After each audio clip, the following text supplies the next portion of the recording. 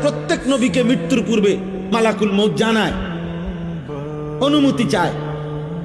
অনুমতি না নিয়ে কোনো নবীর জান কবজ করা হয় নাই।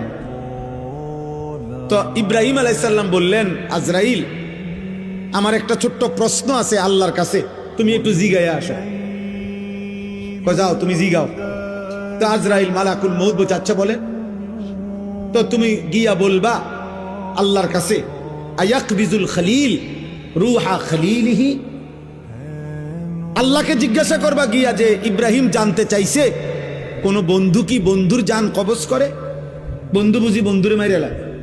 আমি না আপনার বন্ধু? ইব্রাহিম আলাইহিস সালাম কার বন্ধু?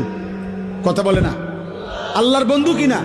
তো ইব্রাহিম আলাইহিস সালাম বলতেছে, যাও গিয়া জিগাও কি বন্ধু এটা? বন্ধু বন্ধুরে মারতে কয়? বন্ধু বুঝি বন্ধুর জান কবজ করে?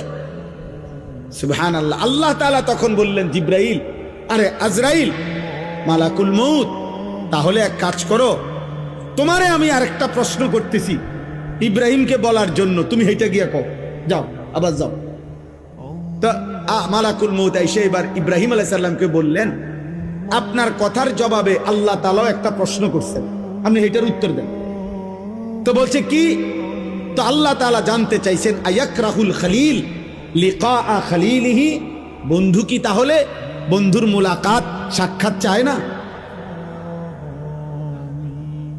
বন্ধু কি বন্ধুর সাক্ষাৎ পছন্দ করে না? তাইলে ইব্রাহিম আলাইহিস সালাম বুঝছে, হায় হায়, এ তো মারা না, এ তো বন্ধুর মুলাকাত, এ তো মৃত্যু না রে, এ তো আমার সেই মালিকের মুলাকাত, পুরাটা জীবন আমি যার জন্য পরীক্ষা দিছি।